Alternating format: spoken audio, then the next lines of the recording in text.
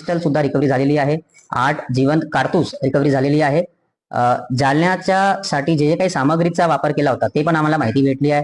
तो पण आता अजून आरोपी आज वाडी पीसीआर 5 दिवस अजून म्हणजे 8 आरोपी 7 दिवसचे पीसीआर मध्ये होते. आज पण 5 दिवसचा पीसीआर आम्हाला भेटलेला आहे.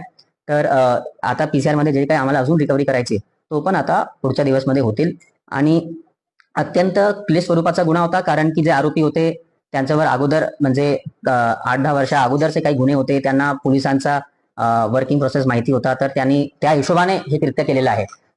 तरी सुद्धा मी एसडीपीओ सुदर्शन पाटील, एलसीबीचे आमचे प्रमुख शंकर शेळकेसाहेब यांचा कौतुक करणार, कारण की खूप मेहनत घेऊन, कारण की काही नदी पात्रामध्ये काही जर रिकव्हरी करायची आहे, किमान फॉरेस्ट एरियामध्ये, किमान शेतामध्ये रिकव्हरी करायची आहे, ते कधी सोपा नसतं, कारण की एकदा जर जाळल्या बॉडीला तर काही पुरावे भेटतात नाही.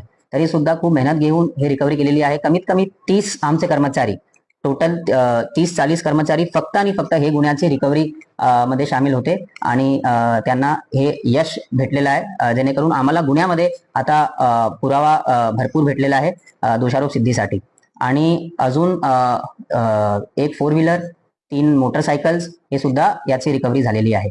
आता पुढच्या काळामध्ये आमचा असा धोरणा आहे की कसं हे जे गुन्हा आहे त्याच्या दोषारोप सिद्धीसाठी काय काय पुरावे गोळा करायचे आहे, कारण की जे चांगले लिगल एक्सपर्ट्स आहे, चांगले पीपीज आहे, त्यांच्यासोबत अकोला पोलिसांच्या आतापासूनच आमचं बोलणे सुरू आहे की कसं हे केसला वॉटर टाईट केस करून लवकरात लवकर चांगली चार्जशीट आम्ही पाठवून कोर्टामध्ये दोषारोप सिद्धीसाठी हे करणार. आणि याच्यामध्ये थोडासा कॉम्प्लेक्स गुन्हा होता, त्यामुळे मी एसडीपीओ सिटीला आदेश दिलेला होता की हे गुन्ह्याचा तपास ते स्वतः करतील. आणि त्यांनी हे स्वतः हे गुन्ह्याचा तपास घेतलेला आहे, ते स्वतः करत आहे. आज जे 9वा आरोपी आहे शिवा माडी, त्याचा सुद्धा 5 दिवसचा पीसीआर आम्हाला भेटलेला आहे. आणि आता पुढचे 5 दिवसचे पीसीआर मध्ये जे काही इतर रिकव्हरीज आहे ते आम्ही करणार. आणि आता हे गुन्ह्यामध्ये जे काही सर्व आरोपी होते, 9 आरोपी सर्व अटक झालेले आहे. आणि जे काही मुख्य रिकव्हरीज होती ते झालेली आहे.